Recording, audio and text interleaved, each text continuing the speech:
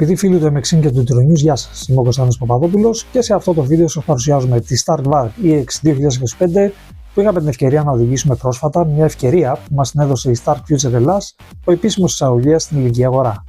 Το νέο μοντέλο EX της εταιρείας ηλεκτρικών μοτοσυκλετών Stark Future είναι η έκδοση Enduro του Stark VARG MX που είχαμε οδηγήσει πέρσι, το οποίο εκτός από τις αλλαγές που παρουσιάζει για τη συγκεκριμένη χρήση, διαθέτει και δεύτερης γενιάς κινητήρα και λογισμικό.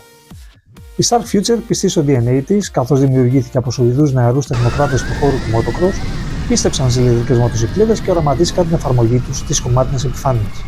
Ξεκινώντας περίπου πριν 4 χρόνια, με αργά αλλά σταθερά βήματα εξέλιξαν τη μοτοσυκλέτα με στόχο να προσφέρουν μοναδική οδηγική εμπειρία, ξεπερνώντας όλους τους τομείς στις σημαντικές μοτοσυκλέτες κινητήρων εσωτερικής καύσης. Σήμερα έχουν καταφέρει να ταράξουν τα νερά της κομμάτινης μοτοσυκλέτας με το Stark VARG, όνομα που σημαίνει δυνατός λύκος στα σουηδικά, μεταφέροντας την παραγωγή στην Ισπανία όπου βρίσκεται πλέον η έδρα της εταιρείας. Τελευταία, η παραγωγή έχει αρχίσει να προλαβαίνει τη ζήτηση, ενώ πρόσφατα κάλυψαν και τα υπέρογκα έξοδα εξέλιξης και τεχνολογίας της μοτοσυκλέτας των πρώτων ετών. Και αν όλα αυτά ακούγονται εντυπωσιακά, έχει και συνέχεια, απλά αναφέροντας παρακάτω τα στοιχεία και τα χαρακτηριστικά της μοτοσυκλέτας. Ξεκινάμε με την εκπληκτική απόδοση των 80 ύπων με 1036 Νewton τροπής, τα οποία γίνονται άμεσα αντιληπτά, όπως επίσης και τα 120 κιλά της μοτοσυκλέτας όταν την μετακινείς με τα χέρια. Σε ιδανικές συνθήκες η μπαταρία θα διαρκέσει 6 ώρες και θα φορτίσει σε 2. Επιπλέον, για πρώτη φορά η εταιρεία Humada μοτοσυκλετών προσφέρει εγγύηση 2 χρόνων με τη δυνατότητα εξαγοράς ενός ακόμα έτους με 600 ευρώ ή επιπλέον 2 με 1000 ευρώ επιβάρυνση. Το VARG X είναι και αυτό εξοπλισμένο με πυρούνι της Kayaba Close Cartridge 48 χιλιοστών μπροστά και με Kayaba ανάρτηση πίσω 50 χιλιοστά έμβολο και ρυθμίσεις γρήγορης και αργής συμπίεσης και επαναφοράς, με μικρές όμως διαδρομές από το motocross αδερφό του που το κάνουν ελαφρώς πιο χαμηλό. Τα υδραυλικά των φρένων είναι της Brembo με τις δισκόπλακες της Galfer, 260 χιλιοστών εμπρός και 220 πίσω. Στα παρακάτω προσθέστε τα στεφάνια τροχών της Excel Tangasako, CNC τιμονόπλακες ειδικής σχεδίασης και κινητό τηλέφωνο της Argetstone για την υποστήριξη και διαχείριση του λογισμικού της μοτοσυκλέτας. Όπως αναφέραμε και νωρίτερα, το VARG EX είναι Generation 2 που σημαίνει ότι έχει τρόμπα πίσω φρένου της Brembo για το χέρι ή το πόδι, αναβεθμισμένο κινητήρα για καλύτερη ψήξη και προσβασιμότητα, νέο ψυγείο για καλύτερη διαχείριση του ψυκτικού υγρού και περισσότερες λειτουργίες στο λογισμικό. Για τις enduro ανάγκες και φυσικά για να μπορέσει να βγάλει πινακίδα, το EX είναι εξοπλισμένο με φώτα με σινιάλο και μοναδική σχεδίαση φλάς αλλαγής κατεύθυνσης, κόρνα ηλεκτρική και ηλεκτρονική, όλα προσαρμοσμένα στο διακόπτη ενεργοποίηση μοτοσυκλέτας και επιλογής των χαρτογραφήσεων. Στο κινητό της Argetstone μπορούμε να απολαύσουμε όλες τις λειτουργίες ενός κινητού, έχει τη δική του SIM κάρτα ή μπορούμε να προσθέσουμε τη δική μας και είναι άμεσα συνδεδεμένο με τη Stark Future έχοντας μόνιμο ίντερνετ. Στην κύρια οθόνη του λογισμικού της μοτοσυκλέτας, εκτός από την ένδειξη της κατάστασης μπαταρίας, υπάρχει η ένδειξη των χιλιόμετρων που κινούμαστε, του χιλιομετρητή, καθώς και το μέγεθος της τροπής που χρησιμοποιεί η μοτοσυκλέτα κατά την επιτάχυνση και την επιβράδυνση. Φυσικά υπάρχει ένδειξη του χάρτη που έχουμε επιλέξει, αλλά και οι επιλογές βάδισης εμπρός και πίσω για να φορτώνουμε τη μοτοσυκλέτα. Στο κυρίως μενού μπορούμε να βρούμε στοιχεία όπως ώρες λειτουργίας, χιλιόμετρα, αλλά και πόσο έχουμε μείνει στον αέρα στα άλματα. Επίσης θα δούμε πόσα λίτρα έχουμε εξοικονομήσει σε βενζίνη και φυσικά την ανώτερη τελική ταχύτητα που έχουμε πετύχει. Με την μόνιμη σύνδεση GPS που διαθέτει το VARG EX, κάθε βόλτα είναι καταγεγραμμένη, αλλά παράλληλα μπορούμε να αποθηκεύσουμε μονοπάτια ώστε να τα βρούμε ξανά και να μην χαθούμε την επόμενη φορά που θα τα επισκεφτούμε. Φυσικά υπάρχει επιλογή που μας επιτρέπει να επιλέξουμε πόση δύναμη θέλουμε σε κάθε ένα από τους 5 χάρτες λειτουργίας και πόσο φρένα κινητήρα θέλουμε σε αυτούς. Στη δεύτερη γενιά το Stark VARG μπορούμε να επιλέξουμε πόσο άμεσα θέλουμε η δύναμη να έρχεται σύμφωνα με τις στροφές του κινητήρα, μια επιλογή που πιστεύουμε είναι ευεργετική για τον έλεγχο του σπιναρίσματος του πίσω τροχού στα υψηλής ροπής Stark.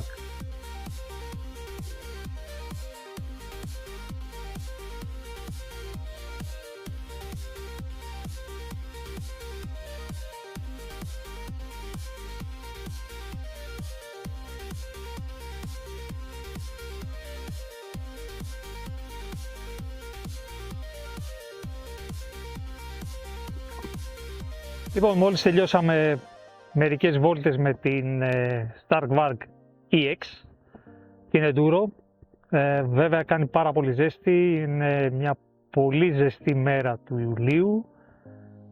Βρισκόμαστε σε δάσος, το οποίο έχει και κάποια δροσιάδα. Να οδηγήσει τώρα με αυτή τη ζέστη είναι λίγο δύσκολο. Όπως μπορείτε να ακούτε, τα GG για κοντεύουν να αντιταχθούν. Έχει πολύ ζέστη, αλλά οκ.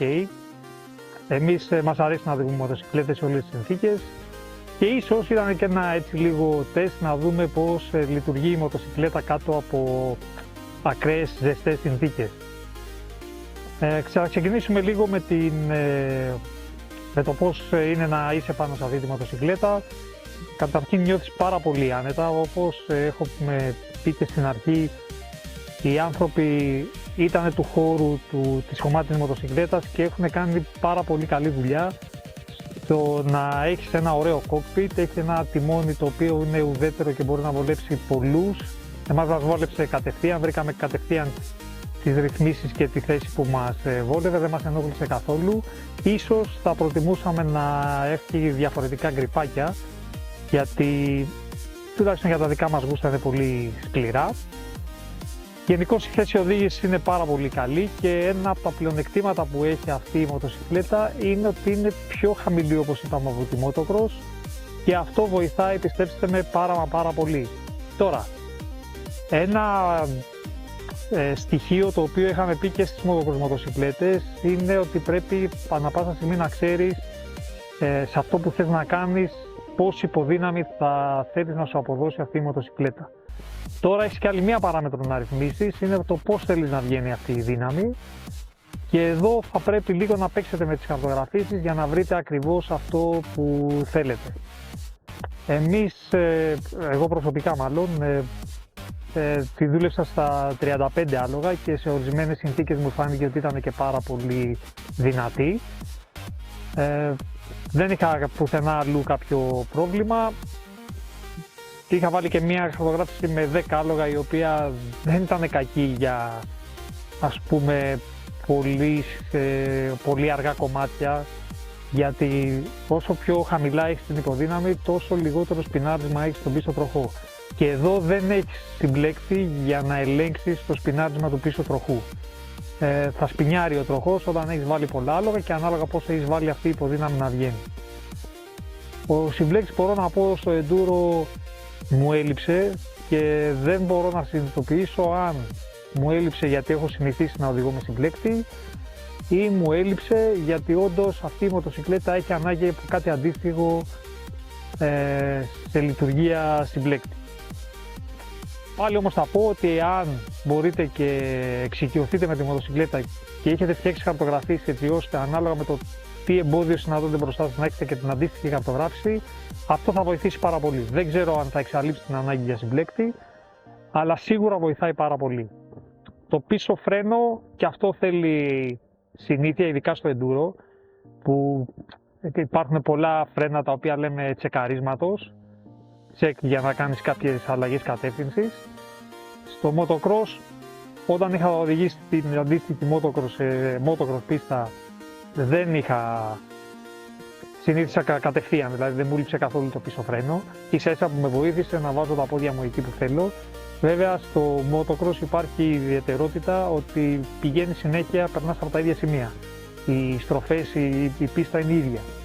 Οπότε το συνηθίζεις γρήγορα. Εδώ όταν πηγαίνεις πορεία έχεις να ταπεξέλθεις σε ένα λασσόμενο τερέν, το οποίο ακόμα και να το γνωρίζεις καλά δεν θα περάσεις πολλές φορές από εκεί, θα περάσεις μία το πολύ 2 φορές. Αν κάνεις μία βόλτα μπορείς να περάσεις και μόνο μία. Έτσι είναι το Enduro. Αν πας τώρα σε κάποιο συγκεκριμένο, αυτό που λέμε εντουροπιστάκια, ειδική διαδρομή, πιστάκι ειδικής διαδρομής Enduro, εκεί πάλι θα επανέλθει η μνήμη του motocross. Δηλαδή θα θυμάσαι τι πρέπει να κάνεις σε κάθε στροφή και δεν θα σε προβληματίζει τόσο πολύ τα φρένα ή ακόμα και ο συμπλέκτης. Είναι αρκετά διασκεδαστική η μοτοσυκλέτα, κάνει πράγματα και ο τρόπος που δουλεύει είναι αρκετά διασκεδαστικός. Σε ένα μεγάλο βαθμό παίζει ρόλο το ότι δεν έχεις ταχύτητες να αλλάζεις συνέχεια ή το κυριότερο να ξέρεις τι ταχύτητα πρέπει να βάλεις σε κάθε συνθήκη που αντιμετωπίζεις.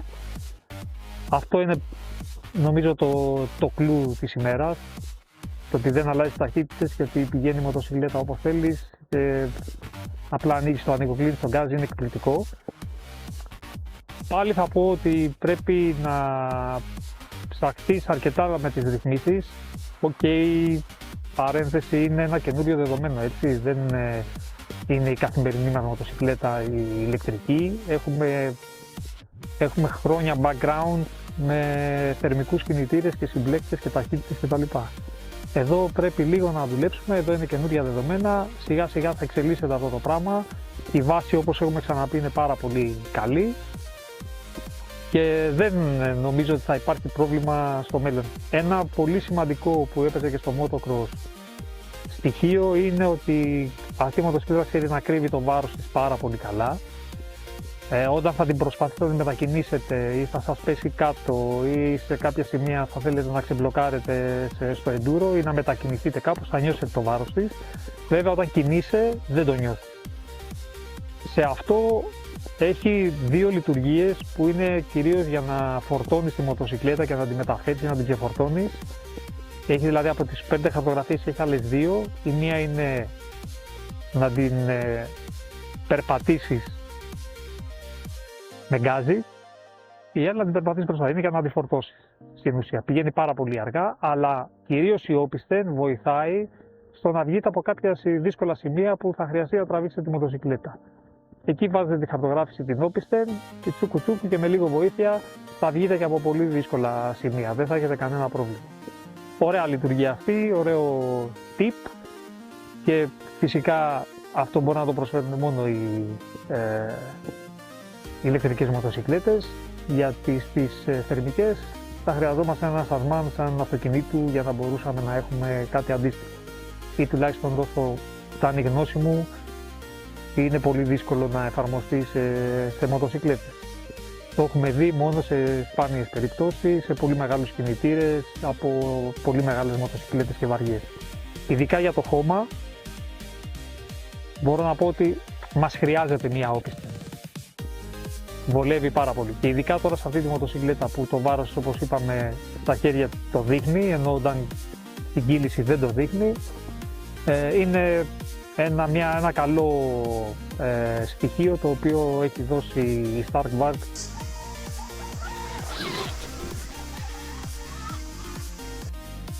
Τώρα, στα υπόλοιπα στοιχεία, εντάξει, έχουμε τον ηλεκτρικό κινητήρα που και ο ηλεκτρικός κινητήρας παίζει ένα πολύ βασικό ρόλο στη λειτουργία της μοτοσυκλέτας και για να πάλι παρένθεση, για να γίνει λίγο κατανοητό αυτό, όσο ανεβάζεις τα άλογα η μοτοσυκλέτα γίνεται πιο νευρική. Το είχαμε πει και στο motocross αυτό, ότι παρότι δεν πειράζει τις αναρτήσεις, νιώθεις να σε χτυπάει η μοτοσυκλέτα χωρίς λόγο. Κινητήρας, υποδύναμη, ρυθμίσεις αναρτήσεων, ταχύτητα οδηγού κτλ. Παίζουν ρόλο στο να λειτουργεί η μοτοσυκλέτα και να είναι σε απόλυτη ισορροπία. Το ίδιο ισχύει και στο enduro. Θα πρέπει να, όπως είπα και πριν, να έχετε επιλέξει τη σωστή χαρτογράφηση. Βέβαια, για το ότι είναι χαμηλή η μοτοσυκλέτα, οι αναρτήσεις δουλεύουν πάρα πολύ καλά. Σε δύσκολα χτυπήματα που βρεθήκαμε να κάνουμε, δεν τερματίσαμε, είναι αρκετά στιβαρή σαν συμπεριφορά και σαν λειτουργία οι αναρτήσεις. Να πούμε ότι επειδή μπορείς να επιλέξεις στη Stark Varg πώς θες να σου έρθει η μοτοσυκλέτα με τι αναρτήσεις, έχει 3 επιλογές, soft, medium και hard. Εδώ είμαστε στο medium, που εγώ είμαι στα 70 κιλά και ήταν μια χαρά, λίγο προς το σφιχτό θα πω, αλλά μου άρεσε, ήμουνα πάρα πολύ καλά εδώ. Δεν ένιωσα να κινδυνεύω σχεδόν ποτέ και ίσα ίσα σε κάποια ανδροφαγώματα που έπεσα μέσα χωρίς να το θέλω, βγήκα χωρίς να το καταλάβω. Εντάξει, χωρίς να το καταλάβω. Βγήκα χωρίς να νιώσω ότι κινδυνεύω. Πολύ, πολύ καλή λειτουργία, πολύ καλή συμπεριφορά. Θα ξαναπώ ότι θέλει αρκετά να εξοικειωθείς μαζί της με φρένο και συμπλέκτες, το τι γίνεται μέσα στα μονοπάτια και στη χρήση του enduro, αλλά νομίζω ότι αυτά στο μέλλον όσο θα έχεις επαφή με τη μοτοσυκλέτα, γιατί εμείς κάνουμε πολύ λίγες ώρες μαζί της, όσο έχεις επαφή και τριβή με μοτοσυκλέτα, σίγουρα θα γίνει δική σου και σίγουρα θα βρεις και τον τρόπο να την οδηγήσεις. Έχεις ένα πολύ μεγάλο πλεονέκτημα ότι τα πόδια σου ανά πάσα στιγμή βρίσκονται και πατάνε στα μασχέ εκεί που πρέπει, το οποίο στη χωμάτινη οδήγηση όλοι ξέρουμε ότι είναι πολύ βασικό.